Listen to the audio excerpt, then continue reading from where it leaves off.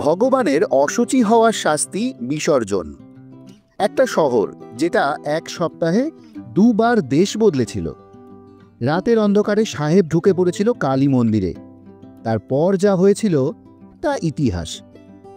নদিয়া জেলার ঘোর মফস্বল শহর, সামান্য দূরেই বর্ডার, গেদে পেরোলেই বাংলাদেশ, ওপার বাংলা।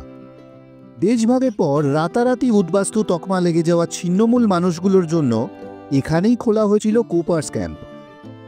1947-এ স্বাধীনতার পর দুদিনের জন্য সে পড়েছিল পূর্ব পাকিস্তানের ভাগে। তারপর ফের ভারতে অন্তর্ভুক্তি। 3 দিনের মধ্যে দুবার দেশ বদল। নদিয়া জেলার অন্যতম ঐতিহাসিক সুপ্রাচীন জনপদ রানাঘাট। জানেন কি রোমহর্ষক ইতিহাস রয়েছে এই সুপ্রাচীন স্থানের? রানাঘাট নাম কেন হলো, কি ছিল এর আগের নাম, এবং সেই নামকরণই বা কেন হয়েছিল? বিতর্ক রয়েছে প্রচুর। এমনকি রানাঘাটের পাশ দিয়ে বয়ে যাওয়া চূর্ণী নদী, তার জন্ম বৃত্তান্ত নিয়েও বিতর্ক রয়েছে বিস্তর। তবে শুধু বিতর্কই নয়, এই জায়গার ঐতিহ্যও অনেক। বাংলায় তো একটা প্রবাদ আছে, যার আছে পুঁজিপাট সে থাকে রানাঘাট। রানাঘাট নিয়ে হয়তো এর আগে আপনারা অনেক কথাই শুনে থাকবেন, কিন্তু আমরা হিস্ট্রি ভিডিও আজ যে ইতিহাসের কথা বলবো সেটা হয়তো আপনারা এর আগে শোনেননি। আজ রানাঘাট ঘুরতে ঘুরতে জেনে নেব এই জায়গার ইতিহাস। আর সেই সব কথা জানাতে আমি সায়ন আর পিনাকি চলে এসেছি হিস্ট্রি ভিডিওর আরেকটি নতুন ব্লগ নিয়ে আপনাদের জন্য। প্রথমেই একটা কথা বলে দিই আপনাদের, স্কিপ না করে পুরো ভিডিওটা দেখুন এবং শুনুন। আগের কয়েকটি ভিডিওর ক্ষেত্রে কয়েকজন মানুষ কিছু বিরূপ মন্তব্য এবং বেশ কিছু খারাপ ভাষার ব্যবহার করেছেন তাদের কমেন্টের মাধ্যমে। যারা নিয়মিত আমাদের চ্যানেল দেখেন তারা জানেন, যারা নতুন দেখছেন প্রত্যেকের জন্য বলে দিই, আমরা কোনো মন গড়া ইতিহাস আপনাদের সামনে নিয়ে আসি না। বিভিন্ন ইতিহাসবিদ এবং গবেষকদের লেখা, জনশ্রুতি এবং স্থানীয় বাসিন্দাদের কাছ থেকে জানা তথ্যই আমরা উপস্থাপনা করে থাকি, এবং আমাদের ডেসক্রিপশন বক্সে সেই সব নাম বা লিঙ্ক দেওয়া থাকে। আচ্ছা, আর একটা অনুরোধ, যারা যারা রানাঘাট থেকে দেখছেন তারা কমেন্টে #রানাঘাট লিখতে কিন্তু ভুলবেন না। চলুন এবার যাওয়া যাক মূল ইতিহাসের কথায়। রানাঘাটের কথা আসলেই চূর্ণী নদীর নাম আসবেই। সে সময় গঙ্গাসাগরে ভগবানের নামে সন্তান বিসর্জনের মতো জঘন্য কুসংস্কার আর কুপ্রথার জন্য বহু শিশুর প্রাণ চলে যেত। পরবর্তীতে ব্রিটিশ সরকার আইন করে এই জঘন্য প্রথা বন্ধ করে। এই চূর্ণী নদীর তীরে ঘটে যাওয়া এরকমই এক ঘটনা অবলম্বনে রবীন্দ্রনাথ ঠাকুর 1304 বঙ্গাব্দ 1897 থেকে 1898 খ্রিস্টাব্দে রচনা করেন দেবতার গ্রাস কবিতা। কিন্তু 19বিংশ শতাব্দীতে এই চূর্ণী নদী তীরে স্বয়ং ভগবানকেই বলি বা বিসর্জন দিয়েছিল কিছু মানুষ। অবাক হচ্ছেন তো? ঘটনাটা নাকি ঘটেছিল স্বয়ং রানাঘাটের গ্রামদেবী সিদ্ধেশ্বরী কালী মূর্তির সাথে। জনশ্রুতি, ব্রিটিশ শাসনকালে এক সাহেব রাত্রিকালে প্রাণভয়ে মন্দিরে প্রবেশ করে নিজেকে বাঁচিয়েছিলেন। ব্রিটিশ আমলে ব্রিটিশ সাহেবের প্রাণভয় কেন সেটা অবশ্য জানা যায় না। যাই হোক, বিধর্মী হয়ে তিনি মাকে স্পর্শ করে ফেলায় মূর্তি অশুচি বা অশুদ্ধ হয়ে যায়। তখন পূজারীগণ মায়ের ওই মূর্তিকে শুধু পুজো করতে অসম্মত হন তাই নয়, তারা মায়ের মূর্তিকে চূর্ণী নদীর জলে বিসর্জন দেন এবং মাটির মন্দিরটিও ভেঙে ফেলেন। কি মারাত্মক কুসংস্কার ভেবে দেখুন! ভগবান নাকি অশুচি হয়ে গেলেন, তার জন্য তাকে বিসর্জন, এমনকি মন্দিরও ভেঙে ফেলা হলো। অবশ্য হতেও পারে, এই 21 শতকেও কুসংস্কারের তো আর অভাব নেই। তবে আরেকটি জনশ্রুতি আছে, মাটির মূর্তি আর মন্দির নাকি জীর্ণ হয়ে গেছিল, তাই বিসর্জন দিয়ে নতুন কোষ্ঠী পাথরের মূর্তি আর নতুন মন্দির তৈরি হয়। যাকে ঘিরে এই কাহিনী, সেই চূর্ণী নদীর জন্মের কথায় আসি। বর্তমান বাংলাদেশের কুষ্টিয়া জেলায় পদ্মা নদী থেকে মাথাভাঙা নদী উৎপন্ন হয়ে নদিয়া জেলার মাঝদিয়াতে বা পাবাখালীতে এসে দুভাগে ভাগ হয়ে গেছে। একটি শাখার নাম হয়েছে ইছামতি নদী, আরেকটি শাখা চূর্ণী নদী নাম নিয়ে হাঁসখালী, বীরনগর, আরংঘাটা, রানাঘাট হয়ে শিবপুরে ভাগীরথী নদীতে গিয়ে মিশেছে। চূর্ণী নদীর উৎস থেকে ভাগীরথীর সাথে মিলিত হওয়ার মোট পথের দৈর্ঘ্য 53 থেকে 56 কিলোমিটার। ইতিহাসবিদ গবেষকদের মতে 15 শতক থেকে 18 শতকে সপ্তগ্রাম হুগলি বন্দর থেকে ভাগীরথী নদী হয়ে এই নদীর মাধ্যমে তৎকালীন পূর্ববঙ্গ বর্তমান বাংলাদেশের সাথে সরাসরি যোগাযোগের অন্যতম বাণিজ্য জলপথ ছিল। ডাকাত আর জলদস্যুদের ভয়ে এই নদী দিয়ে বড় পণ্যবাহী ও যাত্রীবাহী নৌকো দল বেঁধে চলাচল করত। এমনকি 1930 খ্রিস্টাব্দ পর্যন্ত এই নদী অন্যতম প্রধান বাণিজ্য পথ ছিল। মাথাভাঙা থেকে চূর্ণ হয়ে এই নদীর চলা শুরু, তার জন্য নাম হয় চূর্ণী।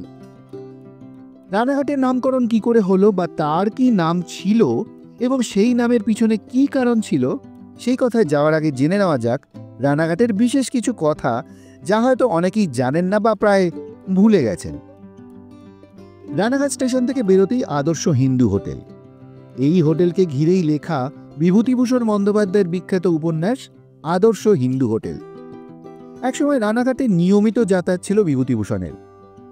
চট্টগ্রাম অস্ত্রাগার লুণ্ঠনের অন্যতম চরিত্র মাস্টারদার সহযোগী বিপ্লবী সহায়রাম দাস রানাঘাটেরই ভূমি সন্তান। দ্বীপান্তর হয়েছিল তা। রবীন্দ্রনাথ ঠাকুরের জন্ম শতবর্ষ উপলক্ষে রানাঘাটের স্থানীয় মানুষরা মিলেই গড়ে তুলেছিলেন এশিয়ার প্রথম রবীন্দ্র ভবন। অনেকেই হয়তো জানেন না, বিষ্ণুপুরের মতো রানাঘাটেরও নিজস্ব সঙ্গীত ঘরানা রয়েছে। এই ঘরানার প্রতিষ্ঠাতা নগেন্দ্রনাথ ভট্টাচার্য। বন্নে খাঁ, বরে দুন্নি খাঁ, রমজান খাঁ, সৃজনবাইয়ের পাশাপাশি যদু ভট্টের কাছ থেকেও তিনি ধ্রুপদের শিক্ষা নিয়েছিলেন। কালক্রমে নগেন্দ্রনাথ ভট্টাচার্য তাঁর দুই প্রখ্যাত শিষ্য নগেন্দ্রনাথ দত্ত ও নির্মল কুমার চট্টোপাধ্যায়কে নিয়ে রানাঘাট ঘরানার জন্ম দেন। নিধুবাবু প্রবর্তিত বাংলা টপ্পা ধারার সঙ্গে লখনৌ ঘরানার মিলনে এক বিশেষ টপ্পা ধারার সৃষ্টি হয়। এই ঘরানার পরবর্তী বিখ্যাত শিল্পী ছিলেন শিবকুমার চট্টোপাধ্যায় এবং ডক্টর অঞ্জলি মুখোপাধ্যায়। নগেন্দ্রনাথ দত্তের শিষ্য ছিলেন বিশ্বদেব চট্টোপাধ্যায়। জানা যায় কবি নবীনচন্দ্র সেন রানাঘাটের মহকুমা শাসক থাকাকালীন 1894 সালের 4 সেপ্টেম্বর রবীন্দ্রনাথ ঠাকুর স্বয়ং তাঁর বাংলোয় এসেছিলেন। সেই স্মৃতিতে প্রতি বছর ওই তারিখে এখনও কবি মিলন উৎসব হয় রানাঘাটের মহকুমা শাসকের বাংলোয়। রবীন্দ্রনাথের প্রথম সঙ্গীত শিক্ষাগুরু বিষ্ণুচরণ চক্রবর্তী রানাঘাটের কায়েতপাড়ায় জন্মেছিলেন। রাজা রামমোহন রায় যাকে ব্রাহ্ম সমাজের গায়ক হিসেবে নিয়েছিলেন। বিদ্যাসাগরের পৃষ্ঠপোষকতায় পণ্ডিত কালীময় ঘটকের চরিতাষ্ঠক বই একসময় স্কুলের পাঠ্যপুস্তক হয়েছিল। কালীময়ের শিক্ষাজীবন শুরু হয়েছিল এখানকার গুরুমশাই পাঠশালায়। নদিয়া বিষয়ক প্রামাণ্য একটি বই নদিয়া কাহিনী গ্রন্থর লেখক কুমুদনাথ মল্লিক রানাঘাটের সন্তান। আচ্ছা, রসগোল্লার আবিষ্কারক কে? এই নিয়ে বিরোধ বাংলা উড়িষ্যায় নয়, বিরোধ বাংলার মধ্যেও। কলকাতার বাগবাজারের নবীনচন্দ্র দাসকেই রসগোল্লার আবিষ্কারক বলে ধরা হয়। 1868 সালে নবীনচন্দ্র রসগোল্লা তৈরি করেন, কিন্তু অনেকের মতে রসগোল্লার আসল আবিষ্কারকের নাম হারাধন মণ্ডল। হারাধন মণ্ডল শান্তিপুরের ফুলিয়ার মানুষ, রানাঘাটের পাল চৌধুরীদের হালুইকর ছিলেন। তিনি রসের মধ্যে ছানার ডেলা ফেলে একটি অভিনব মিষ্টি প্রস্তুত করেন। পাল চৌধুরীরা নাম দেয় রসগোল্লা। তবে এই যুক্তির সপক্ষে কোনো ঐতিহাসিক তত্ত্ব পাওয়া যায় না। রসগোল্লা ছাড়া রানাঘাটের সবথেকে প্রসিদ্ধ মিষ্টি পান্তুয়া। রানাঘাটে নীল চাষ ও নীলকর সাহেবদের নির্মম অত্যাচার দেখে দীনবন্ধু মিত্র রচনা করেন নীল দর্পণ। এই রানাঘাটের অন্যতম ঐতিহ্যশালী বংশ পাল চৌধুরী বংশ। অষ্টাদশ শতকের শেষে এই বংশের প্রতিষ্ঠাতা কৃষ্ণচন্দ্র পাল এবং শম্ভুচন্দ্র পাল। কথিত আছে দরিদ্র অবস্থা থেকে দুই ভাই ধানের গোলা আর পানের ব্যবসা শুরু করেন, যার জন্য লোকমুখে কৃষ্ণচন্দ্র পান্তি ও শম্ভুচন্দ্র পান্তি বলে পরিচিত ছিলেন। দুই ভাই পরিশ্রম এবং বুদ্ধিমত্তার জোরে প্রচুর ভূসম্পত্তির অধিকারী হয়েছিলেন। সাতর পরগনা কিনে এই অঞ্চলে জমিদারি স্থাপন করেন।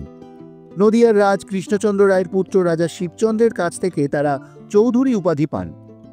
কথিত আছে পরবর্তীকালে ব্রিটিশ কৃষ্ণচন্দ্র পান্তিকে রাজা উপাধি দিতে চাইলে তিনি তা প্রত্যাখ্যান করেন। অষ্টাদশ শতাব্দীর শুরুর দিকে ব্রহ্মডাঙ্গায় ছিল এক ভয়ঙ্কর ডাকাতের ডেরা, রনা বা রানা ডাকাত। ভালো নাম ছিল রণজিৎ বিশ্বাস। চাষির ছেলে, অভাবের সংসারে দুবেলা খাবার জুটত না, দিন কাটাতো খুব কষ্টে।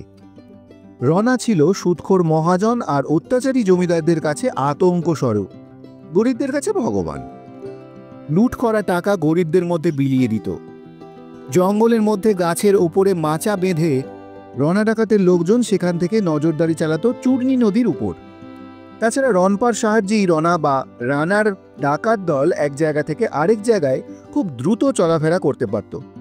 কারো কারো মতে রণপা চড়ে ডাকাতি করতে যেত বলেই নাকি তার নাম রণা বা রানা ডাকাত হয়েছিল। এই রণা ডাকাতের পূজিতা ছিলেন সিদ্ধেশ্বরী কালী। অনেকের মতে রণা ডাকাত ঘটে পুজো করতেন। জনশ্রুতি সাধক রামপ্রসাদের সংস্পর্শে এসে রণা ডাকাতি ছেড়ে সিদ্ধেশ্বরী কালী সাধনায় নিজেকে নিয়োজিত করে বৃদ্ধ বয়সে মারা যান। অন্য একটা মতে রণা ডাকাত তার ছোট বোন নয়নতারার কাছে ভাই ফোঁটার দিন ফোঁটা নিতে গিয়েছিল কুমুলিয়া গ্রামে। রণা ডাকাতের শত্রুপক্ষের কাছে সে খবর পৌঁছে যায়। তারা ঘিরে ধরে তার বোনের বাড়ি। তাদের গুলিতেই মারা যায় রণা ডাকাত। রণা ডাকাতের মৃত্যুর পর জঙ্গলে বহুদিন অনাদরে পড়েছিল দেবী সিদ্ধেশ্বরী কালী। অনেক ইতিহাসবিদদের মতে নদিয়ার মহারাজা কৃষ্ণচন্দ্র রায় স্বপ্নাদিষ্ট হয়ে কোষ্ঠী পাথরের কালী মূর্তি আর মন্দির নির্মাণ করিয়ে দেন। আবার অনেকের মতে রাজা কৃষ্ণচন্দ্র নয়, জমিদার পাল চৌধুরীরা করে দিয়েছিলেন মূর্তি আর মন্দির। ইতিহাসবিদ পিঙ্গিলের মতে চূর্ণী নদীর তীরে অবস্থিত রানাঘাট একেবারেই কোনো নতুন শহর নয়। রেনেলের মানচিত্রে রানাঘাটের উল্লেখ রয়েছে। 1863 খ্রিস্টাব্দ থেকে এটি রানাঘাট মহকুমা সদর হিসেবে পরিচিত হয়। রানাঘাটের প্রাচীন নাম ব্রহ্মডাঙ্গা। তারপর রানা ডাকাতের নামে এই পল্লীর নাম হয় রানাঘাট। তবে কারো কারো মতে আকবরের আদেশে রানা টোডরমল এই অঞ্চলে জমি জরিপ করতে আসেন। তার নাম অনুসারেই নাকি এই অঞ্চলের নাম হয় রানাঘাট। তবে এই মত ইতিহাসবিদরা স্বীকার করতে রাজি নয়, কারণ সারা বাংলায় জমি জরিপের দায়িত্বে ছিলেন টোডরমল, তাই শুধুমাত্র এই জায়গা তার নামে হতে পারে না। আবার অনেক গবেষকের মতে রাজা কৃষ্ণচন্দ্রের দ্বিতীয় স্ত্রীর নাম অনুযায়ী এই স্থানের নাম হয় রানীঘাট। রানীঘাট থেকেই আজকের রানাঘাট।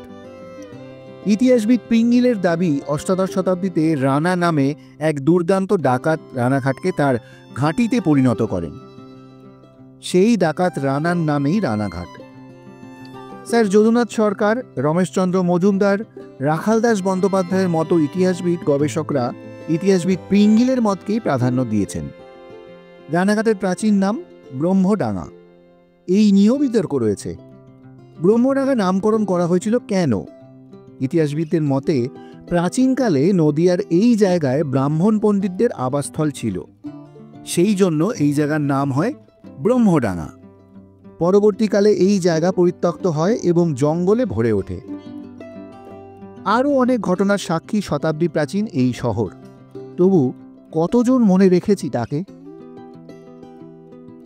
আমাদের আজকের ব্লগটি আপনাদের কেমন লাগলো কমেন্ট করে কিন্তু অবশ্যই জানাবেন। যদি ভালো লাগে একটা লাইক করে দেবেন, আর আমাদের চ্যানেল হিস্ট্রি এভিনিউকে অবশ্যই সাবস্ক্রাইব করে পাশে থাকা বেল আইকনটা প্রেস করে দেবেন।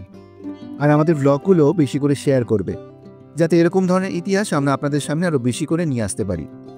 দেখা হচ্ছে খুব শীঘ্রই পরবর্তী ব্লগে, নতুন কোনো জায়গায় নতুন কোনো ইতিহাসের খোঁজে। সবাই ভালো থাকবেন, সুস্থ থাকবেন। নমস্কার।